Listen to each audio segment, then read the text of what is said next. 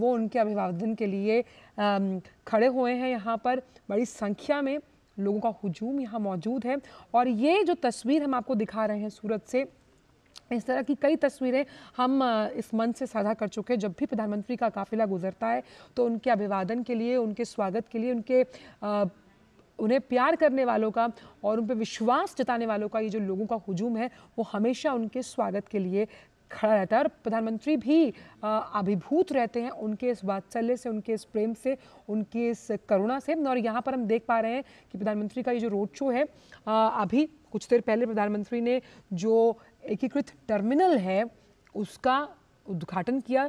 सूरत वासियों को और राष्ट्र को एक बेहतरीन गिफ्ट दिया है।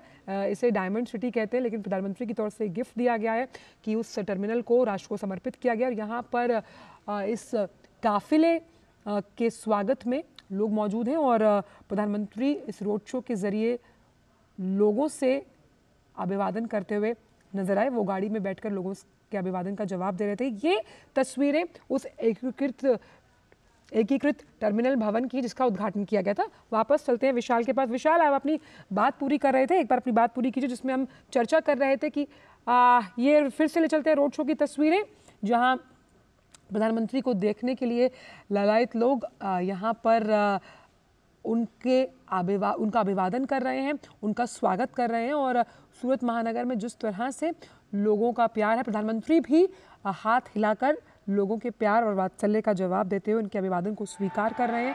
आप देख सकते हैं तस्वीरें।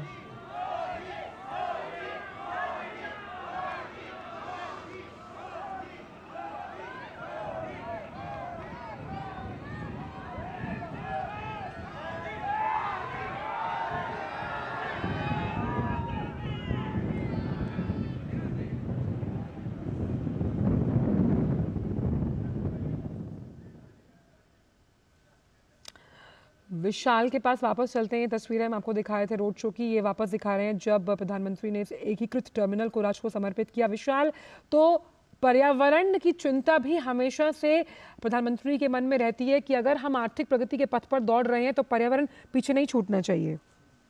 जी आंचल, जैसे कि मैं आपको बता रहा था कि भारत पेरिस कन्वेंशन का सिग्नेटरी भी है और COP24 भी अभी हमने देखा कि तमाम दुनिया के जो नेता हैं उन्होंने चिंता भी जताई है और पूरी दुनिया भारत की तरफ बड़ी एक्सपेक्टेशन की नजर से देख रही है। और भारत ने विकासशील देशों का जो ग्लोबल साउथ है उसको लीड करने का जिम्मा लिया है प्रधानमंत्री नरेंद्र मोदी के नेतृत्व में। और ये तमाम चीजें इसलिए हो रही हैं क्योंकि जो कार्बन फुटप्रिंट है, इंडिया ने उस पे कहा है कि हम इसको कम करेंगे और 2030, 2050 अलग अलग इसमें माइलस्टोन्स बनाए गए हैं। और उसके हिसाब से भारत चाहता है कि ज्यादा से ज्यादा कार्बन एमिशन कम हो और इसलिए सोलर एनर्जी और रेन वाटर हार्वेस्टिंग पर ज्यादा से ज्यादा ध्यान दिया जा रहा है, क्योंकि पानी बहुमूल्य है और उसके अलावा जो एनर्जी का कंजम्पशन है वो जब भी कोई नई चीज बनती है, एक्सपेंशन होता है, तो उसमें एनर्जी का कंजम्पशन बहुत ज्यादा बढ़ जाता है।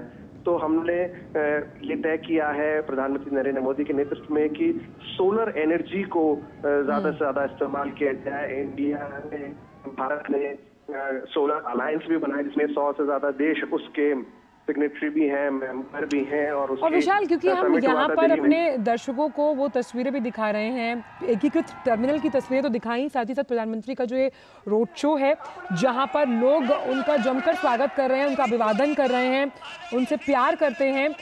और ये तस्वीरें लाइव तस्वीरें हैं जो आप इस मंच से हम साझा कर रहे हैं।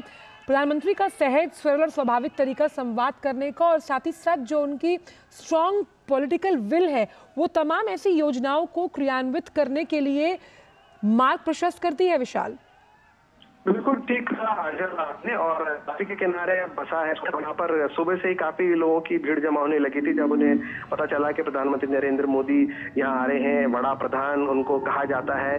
और एक छोटी सी बच्ची को हमने देखा जिससे हमने बात भी करी। उन्होंने कहा, गुजराती में उसने कहा कि मेरे काका आ रहे हैं यहाँ पर, उनको मिलने के लिए मैं आई हूँ, उनको देखने के लिए मैं आई हूँ। तो प्रधानमंत्री नरेंद्र मोदी जहाँ पर भी जाते हैं वो लोगों को इंस्पायर करते हैं और उनका एक अपना स्टार अट्रैक्शन है, लोग उनको देखने के लिए आते हैं। और यहाँ पर जब टर्मिनस पे भी यहाँ पर जो स्टाफ था उनको बड़ी उत्सुकता से देख रहा था। उन्होंने हाथ हिलाकर उनको बोला ऑल द बेस्ट। उनको एकदम से चार्ज कर दिया है कि आप जो नया पड़ाव अब हम शुरू करने जा रहे हैं सूरत से, उसके लिए आपको शुभकामनाएं और आप पूरी तरह से तैयार रहो। और बाहर जो लोग हैं, छोटे से बच्चे से लेकर नौजवान और बुजुर्ग महिलाएं तक, सब प्रधानमंत्री को देखने के लिए जमा है। इस रोड शो के जरिए हम ये भी देख पा रहे हैं विशाल कि इसमें हर वर्ग का और हर आयु वर्ग के लोग शामिल हैं, बच्चे, बूढ़े, क्या जवान, क्या महिलाएं। और ये प्रधानमंत्री को देखने की एक प्रधान सेवक के तौर पर वो अपना जनप्रतिनिधि मानते हैं उन्हें। ये उस भावना को और उनके उस विश्वास को और मजबूत करता है कि उनके लिए कोई है जो काम करना चाहता है और काम कर रहा है। ये जो भावना है, प्रधानमंत्री ने एक रिश्ता बनाया है और वो अब लोगों को भारतवासी नहीं, वो परिवारजन बोलते हैं जहां पर भी वो जाते हैं, और सभी लोगों को अपने परिवार का हिस्सा वो मानते हैं और एक रिश्ता बना लेते हैं।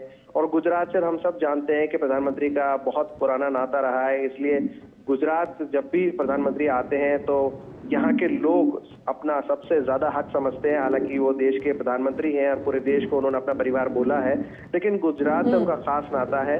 और यही वजह है कि हर उम्र का इंसान, चाहे वो महिला हो या पुरुष, छोटी सी बच्ची हो या नवयुवक हो, उनको देखने के लिए सुबह से लोग यहाँ पर जमा होने लगे थे।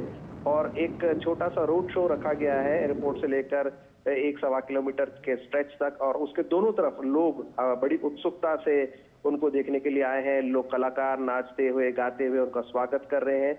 और एक खास अंदाज है गुजरात का, और गुजरात का अपना कल्चर है, उसका पूरा रिफ्लेक्शन इस रोड शो में देखने को मिला और यहाँ पर टर्मिनल के अंदर हमें देखने को मिल रहा है। हाँ, चल जिस समावेशी विकास की हम बात करते हैं, जिसमें सब तबकों को लेकर साथ चलना है, वो जो हाशिए पे पड़ा व्यक्ति है उसे भी मुख्य धारा में शामिल करना है, ये जो सोच है समावेशी भारत की, जिसमें हम विकसित भारत संकल्प की परिकल्पना कर रहे हैं, उसमें प्रधानमंत्री का रोल अहम है। और यही ये जो भीड़ है, जो हुजूम है, जो लोग उनसे मिलने आए हैं, यही दर्शाता है।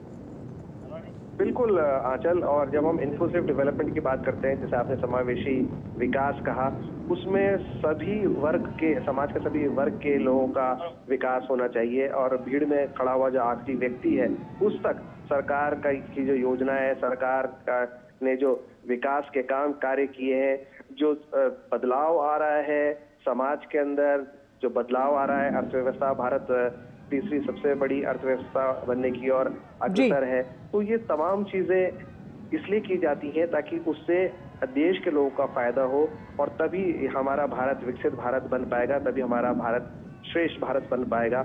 और जो 2047 तक हमें विश्व गुरु बनने की हमने जो कल्पना की है, जो प्रधानमंत्री ने परिकल्पना पूरे देश को दी है, उसकी ओर हम तभी अग्रसर होंगे जब हम इंक्लूसिव डेवलपमेंट को लेकर आगे बढ़ेंगे। क्योंकि प्रधानमंत्री का जो व्यक्तित्व है, उनका जो नज़रिया है, वो खाई बांटने में, अंतर बांटने में यकीन रखता है।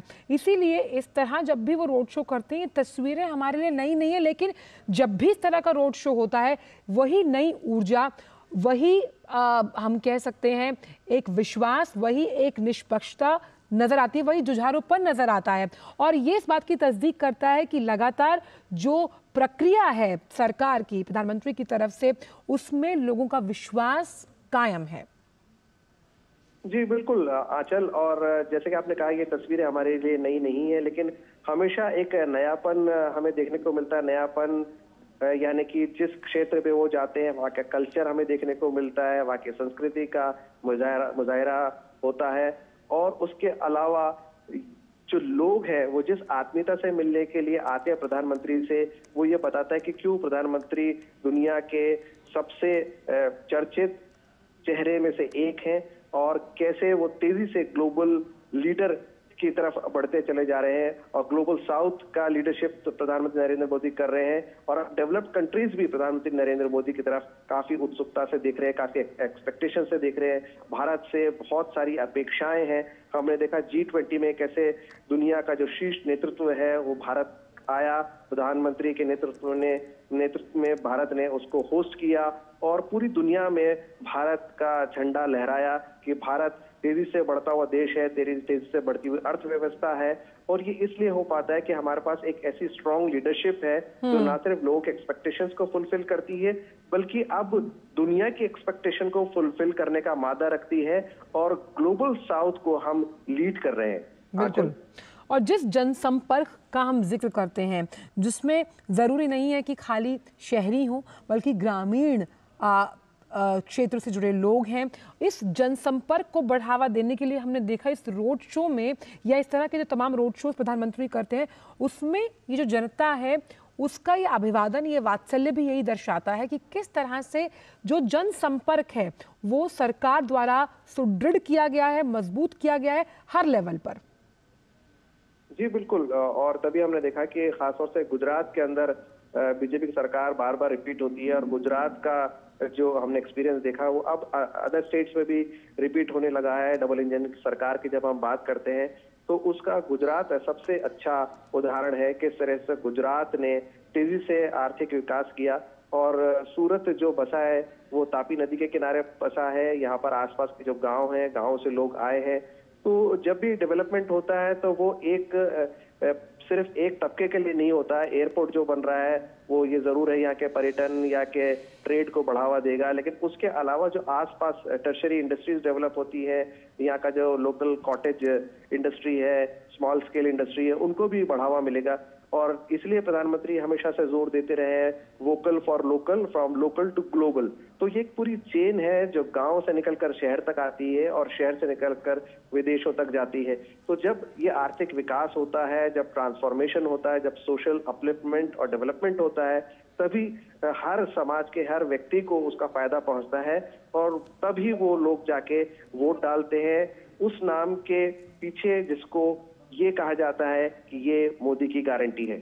और इसीलिए प्रधानमंत्री ने अभी कुछ दिन पहले ये कहा था विशाल कि 1 दशक में बदला जाएगा रेलवेज की बात की जाए, ट्रेनों की सूरत, और उन्होंने कहा था कि मुझे छोटे सपने देखने की आदत नहीं है, और यही आदत उन्होंने भारतीय जनता को भी दी कि आप बड़ा सोचिए, और बड़ा सोचिए साफ तौर पर उस समावेशी विकास और सर्वांगीण विकास के पथ पर मेरे साथ चलिए।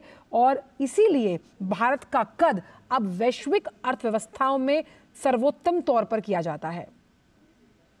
हाँ चल, और यही वजह है कि सबसे बड़ी बात ये होती है कि अगर आप किसी भी देश की हम बात करते हैं तो उस देश का जो रिफ्लेक्शन है वो उसकी लीडरशिप में होता है, क्योंकि कोई भी टीम अगर जीतती है तो उसके लिए एक स्ट्रांग कैप्टन की जरूरत होती है। और हमने देखा कि प्रधानमंत्री नरेंद्र मोदी 2014 से जब से वो गुजरात को डेवलप करके दिल्ली आए, तब से लेकर अब तक उन्होंने किस तरह से इस विकास की धारा है उसको आगे बढ़ाया है।